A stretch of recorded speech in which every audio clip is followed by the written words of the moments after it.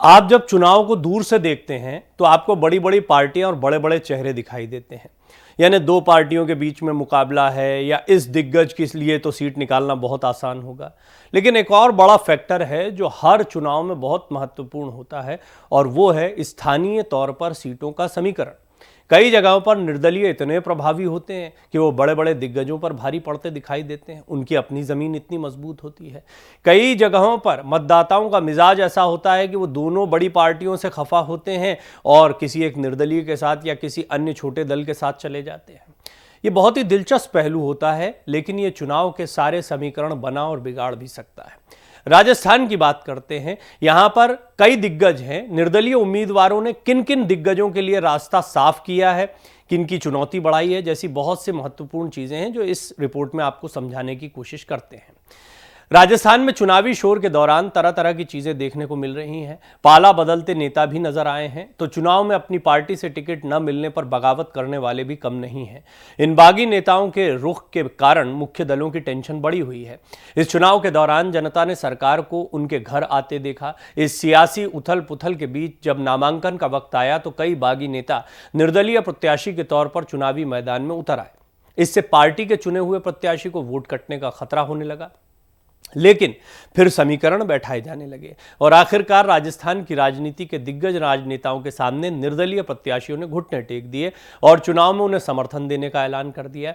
इस लिस्ट में ऐसे कई नाम हैं, लेकिन सबसे बड़ा नाम राजस्थान के मुख्यमंत्री अशोक गहलोत, पूर्व सीएम वसुंधरा राजे, पूर्व डिप्टी सीएम सचिन पायलट और मंत्री प्रताप सिंह खाचरियावास के हैं। इन दिग्गजों के सामने खड़े प्रत्याशियों ने हाल ही में चुनाव के वक्त इन्हें समर्थन करने का ऐलान किया है।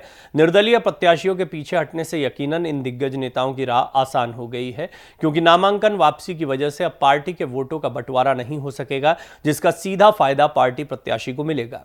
मुख्यमंत्री अशोक गहलोत राजस्थान में राजनीति के जादूगर कहे जाते हैं। गहलोत 1998, 2008 और 2018 में 3 बार सीएम बने।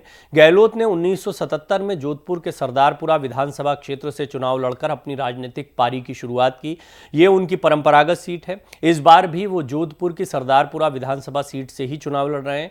इस बार उनके सामने निर्दलीय नामांकन करने वालों में कोई बड़ा नाम तो नहीं था, लेकिन कुछ वोटों का नुकसान जरूर होता। हालांकि गहलोत 4 निर्दलीय प्रत्याशियों को मनाने में कामयाब हो गए, जिसके बाद शहनाज बेनन, महेश, दीपक मंत्री और सुरेश ने नामांकन वापस ले लिए।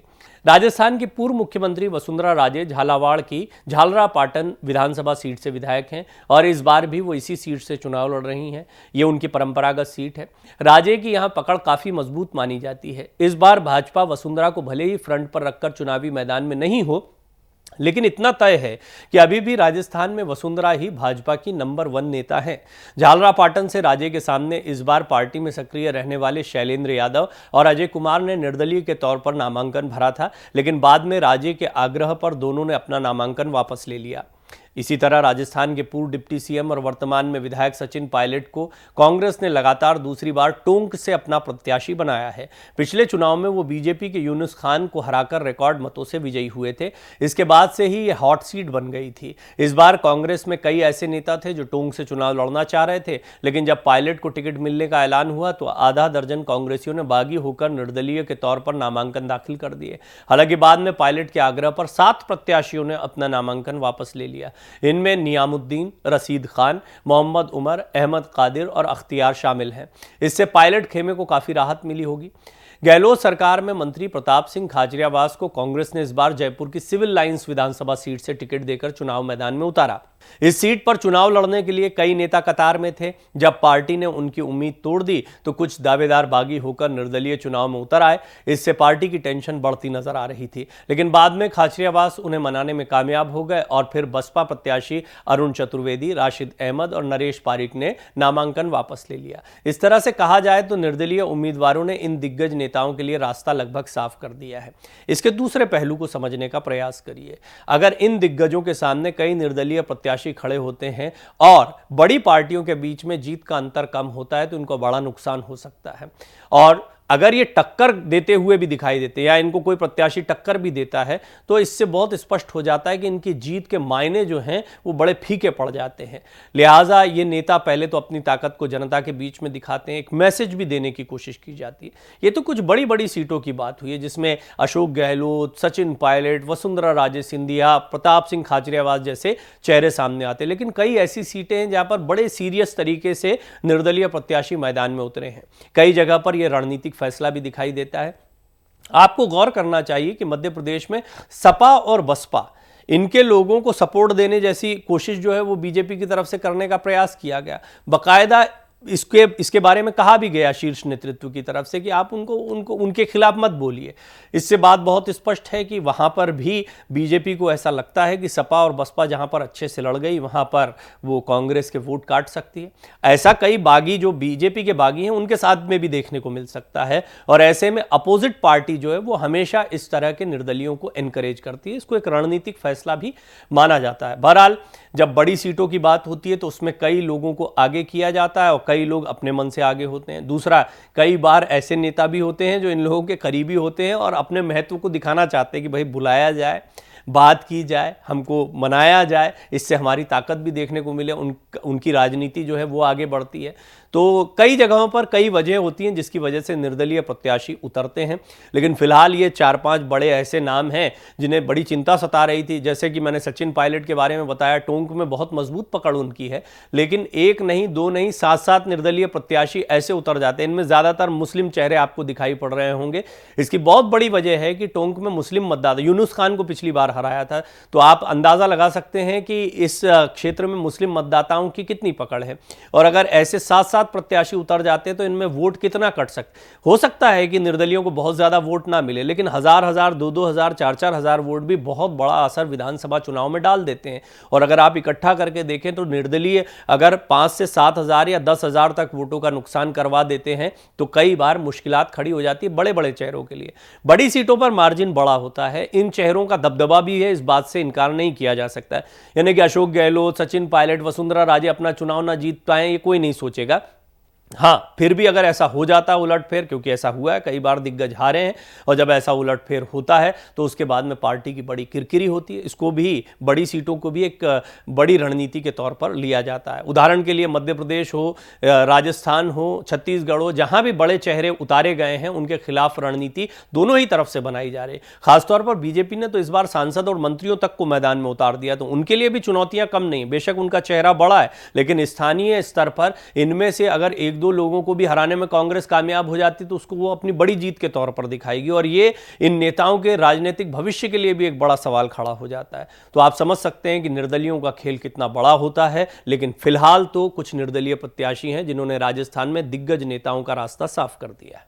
44 साल बाद इंदिरा गांधी की पोती चित्तौड़गढ़ में सभा करने जा रही हैं और सोनिया गांधी के भाषण ने यहां पर 4 सीटें दिलाई थी। ये बहुत ही दिलचस्प पहलू है। इतिहास हमेशा खुद को दोहराता है, राजनीति में तो इतिहास कई बार देखने को मिलता है। अगर गांधी परिवार की तरफ से बात करें तो इंदिरा गांधी, सोनिया गांधी और प्रियंका गांधी, ये 3 महिला चेहरे जो हैं वो बहुत महत्वपूर्ण रहे।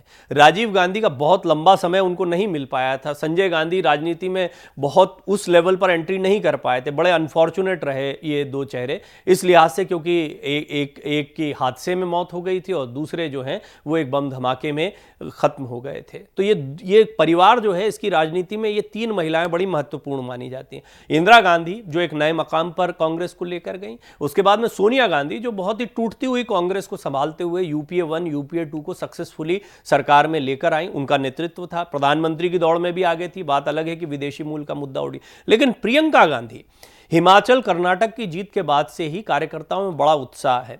राहुल गांधी के एक सब्स्टिट्यूट के तौर पर भी उनको देखा जाता है। हालांकि प्रियंका खुद राहुल को कई बार आगे करती रही। अब ऐसे में इस इतिहास को जरा दिलचस्प पहलू को जानने की कोशिश करते हैं कि कैसे इस सीट पर इंदिरा, सोनिया और अब प्रियंका आपको देखने को मिलेंगी। 44 साल का इतिहास है। दिवाली के बाद अब राजस्थान में चुनाव प्रचार प्रगति पकड़ने वाला है। फिर से पार्टी के प्रत्याशियों के समर्थन में रैलियां, सभाओं और रोड शोज का आयोजन किया जाएगा।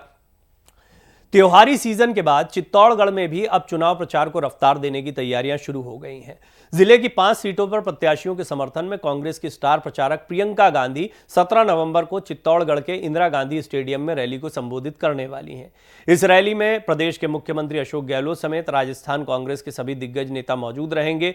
कांग्रेस प्रत्याशी सुरेंद्र सिंह जाड़ावात ने मीडिया से बात करते हुए बताया कि प्रियंका गांधी पहली बार चित्तौड़गढ़ आएंगी। इंदिरा गांधी स्टेडियम में आयोजित इस रैली में जिले की 5 सीटों से बड़ी संख्या में लोगों के पहुंचने की उम्मीद है। इसके लिए बड़े पैमाने पर कांग्रेस ने तैयारियां भी की हैं। चित्तौड़गढ़ की 5 सीटों पर कुल 47 उम्मीदवार चुनावी मैदान में हैं। 1979 लोकसभा चुनाव में पहली बार इंदिरा गांधी चित्तौड़गढ़ जिला मुख्यालय पर कांग्रेस प्रत्याशी के समर्थन में प्रचार के लिए आई थी। उस वक्त हजारों की संख्या में इंदिरा गांधी की एक झलक पाने के लिए लोकसभा स्थल पर बैठे रहे थे। इंदिरा गांधी 12 घंटे की देरी से चित्तौड़गढ़ पहुंची। 1979 के लोकसभा चुनाव में निर्मला कुमारी शक्तावत ने लोकसभा का चुनाव जीता था। जहां सभा का आयोजन हुआ था, उस स्टेडियम का नाम भी इंदिरा गांधी स्टेडियम यहीं से पड़ा था। बताया जाता है कि शहर में इंदिरा गांधी की रैली में इतनी बड़ी भीड़ उमड़ने से शक्कर, चाय, नमकीन, दूध खत्म हो गया था। इसके बाद 1998 में सोनिया गांधी विधानसभा के चुनाव स्टार प्रचारक के रूप में चित्तौड़गढ़ आई। 1998 में जिले की 5 सीटों में से 4 सीटें कांग्रेस ने जीती थी। अब प्रियंका स्टार प्रचारक के तौर पर यहां आने वाली हैं। कांग्रेस के शीर्ष नेतृत्व पर राजस्थान में हार मानने और अन्य राज्यों की तुलना में वहां धीरे धीरे प्रचार करने का आरोप लग रहा था। इन आरोपों के बाद भाजपा पर पलटवार करते हुए पार्टी ने कहा कि 16 नवंबर से उसके वरिष्ठ नेता राजस्थान में प्रचार करेंगे। कांग्रेस महासचिव जो संगठन के हैं केसी वेणुगोपालन ने कहा कि भाजपा प्रायोजित प्रचार संचालित मीडिया का एक वर्ग राजस्थान में हमारे शीर्ष नेतृत्व की गतिविधि के बारे में अफवाहें फैला रहा है। हाल ही में कांग्रेस अध्यक्ष मल्लिकार्जुन खड़गे, राहुल गांधी और प्रियंका गांधी ने राजस्थान, मध्य प्रदेश, छत्तीसगढ़, तेलंगाना और मिजोरम में कई बार प्रचार किया है। वेणुगोपाल ने कहा यह दुष्प्रचार हमारे खिलाफ फैलाया जा रहा है, जबकि इस बारे में पूरी तरह से चुप्पी है कि कैसे पीएम मोदी को मिजोरम में चुनाव प्रचार करने की भी हिम्मत नहीं हुई। उन्होंने सवाल किया कि चुनाव के दौरान प्रधानमंत्री मोदी ने पूर्वोत्तर राज्य का दौरा क्यों नहीं किया। वेणुगोपाल ने कहा यह बेहद अनैतिक और शरारतपूर्ण है कि यह पूर्व निर्धारित हिट नौकरियां जो है राजस्थान के प्रति हमारा दृढ़ प्रतिबद्धता पर सवाल उठाती हैं। राहुल गांधी की राजस्थान चुनाव से दूरी बनाने को लेकर उठ रहे सवालों के बीच केसी वेणुगोपाल ने कहा मत भूलिए, राहुल गांधी भारत जोड़ो यात्रा के दौरान पूरे राजस्थान में 18 दिनों तक चले थे। आगामी चुनाव के लिए राहुल गांधी राजस्थान के गरीबों, युवाओं और हाशिए पर रहने वाले लोगों के साथ बातचीत करते रहे हैं। उनका कहना था कि पूरी पार्टी बूथ स्तर से लेकर कांग्रेस अध्यक्ष तक एकजुट होकर काम कर रही है ताकि राजस्थान में हमारी सरकार दोबारा बने। इसमें कोई संदेह नहीं है कि हम शानदार जीत के साथ सत्ता में लौटेंगे, क्योंकि कांग्रेस के पास एक अटूट ठोस शक्ति है। उन्होंने कहा कि राजस्थान के 8 करोड़ लोगों के साथ एक बंधन जो दशकों की सार्वजनिक सेवा और क्रांतिकारी शासन द्वारा बनाया गया है। तो यहां पर एक महत्वपूर्ण पहलू यह था कि प्रियंका गांधी जो हैं वो तो पहले से ही माना जा रहा था, लेकिन इस बात को नजरअंदाज नहीं किया जा सकता है कि जिस आक्रामक अंदाज में भारतीय जनता पार्टी ने प्रचार किया, वैसा प्रचार जो एक्सपेक्टेड था कांग्रेस की तरफ से नहीं देखने को मिला। कई बड़े वजह इसमें देखने को मिलती हैं। बीजेपी ने तो खुलकर कहा कि प्रधानमंत्री नरेंद्र मोदी के चेहरे पर चुनाव लड़ा जा रहा है। जब प्रधानमंत्री मोदी का ही चेहरा सामने है तो निश्चित तौर पर उनकी सभाएं ज्यादा से ज्यादा होंगी, लेकिन कांग्रेस के साथ ऐसा नहीं है। बकायदा यहां पर मध्य प्रदेश में तो कमलनाथ जो है वो दिखाई ही देते हैं सामने, और जहां पर अस्पष्ट स्थिति है वहां भी 2 चेहरे दिखाई देते हैं, यानी अशोक गहलोत और सचिन पायलट। इन दोनों में से किसी एक को मुख्यमंत्री बनना है अगर सत्ता में आ जाते हैं तो। पहली चुनौती तो यह है कि राजस्थान में एंटी इनकम्बेंसी बड़ी हावी रहती है। रिवाज भी ये रहा है कि एक बार बीजेपी और एक बार कांग्रेस को मौका मिलता है। बीजेपी के जितने सर्वेज आए उनमें मध्य प्रदेश, छत्तीसगढ़ के बजाय राजस्थान में ज्यादा संभावनाएं देखने को मिली। हालांकि यहाँ भी कांटे का मुकाबला देखा जा रहा है और ऐसा इतिहास रहा नहीं है राजस्थान की सियासत का, लेकिन इस बार दिलचस्प मुकाबला तीनों ही जगह पर है। किसी को भी ऐसा नहीं कह सकते अब, जब बिल्कुल एक चरण का मतदान तो छत्तीसगढ़ में हो भी चुका है, लेकिन अब जब स्थितियां ऐसी सामने दिख रही हैं तो ये बहुत स्पष्ट है कि मुकाबला एक तरफा कहीं पर भी नहीं है, न मध्य प्रदेश में, न राजस्थान में, न छत्तीसगढ़ में। कांटे का मुकाबला है। दोनों पार्टियों ने अपनी तैयारियां बहुत अच्छी की हैं। हाँ, ये बात अलग है कि आपने जब चुनाव की सुगबुगाहट शुरू हुई थी और कुछ ओपिनियन पोल्स आ रहे थे तो कांग्रेस का कॉन्फिडेंस बढ़ा था। कर्नाटक की जीत का भी थोड़ा सा असर था। यह माना जा रहा था कि बड़े रणनीतिक तौर पर, युद्ध स्तर पर कई रैलियां यहां पर करवाई जाएंगी। खासतौर पर राहुल गांधी की भारत जोड़ो यात्रा का भी कुछ कुछ असर उस समय कायम था। लेकिन राहुल की सभाएं जो हैं वो बहुत ही कम देखने को मिल रही हैं। राजस्थान में तो बिल्कुल देखने को नहीं मिल रही। अब प्रियंका जब आ रही हैं तो फिर उस पर आपने देखा केसी वेणुगोपाल ने हालांकि सफाई दी है कि एक तरीके का माहौल बनाया जाता है। प्रधानमंत्री के विषय में वो कह रहे हैं कि नॉर्थ ईस्ट में जाकर क्यों नहीं करते, मणिपुर को कनेक्ट करते हैं कि वो वहां पर जाकर, वहां पर बहुत ज्यादा स्टेक है भी नहीं बीजेपी का। बीजेपी के लिए अभी सबसे ज्यादा महत्वपूर्ण है ये 3 राज्य, क्योंकि लोकसभा चुनाव के दौरान भी यहां पर प्रधानमंत्री मोदी का ही चेहरा सामने रहना है। और पिछली बार यहां से बहुत शानदार प्रदर्शन रहा था। खासतौर पर राजस्थान, मध्य प्रदेश की सीटें, महाराष्ट्र की सीटें, उत्तर प्रदेश की सीटें, ये वो राज्य हैं कि अगर यहां पर पिछले प्रदर्शन को दोहरा लिया तो सरकार बनाना आसान हो जाता है। तो इन जगहों पर काम करना बहुत जरूरी है, जिसकी तैयारियां इन विधानसभा चुनाव से चल रही है। यह भी तय दिखाई पड़ रहा है कि कांग्रेस की तरफ से सबसे बड़ा चेहरा कोई उभर कर सामने आ रहा है तो वो प्रियंका गांधी का है। निश्चित तौर पर राहुल गांधी को फिलहाल आगे रखना है, इसलिए प्रियंका गांधी जो हैं वो बेशक स्टार प्रचारक हो, बेशक सबसे बड़े चेहरे के तौर पर दिखाई देती हो, लेकिन फिर भी दिखाई देती हैं अपने बड़े भाई राहुल गांधी के बाद ही। तो ये दिलचस्प किस्सा है किस तरीके से चुनाव प्रचार राजस्थान में आगे बढ़ रहा है। और इंदिरा गांधी, सोनिया गांधी के बाद अब प्रियंका की बारी है।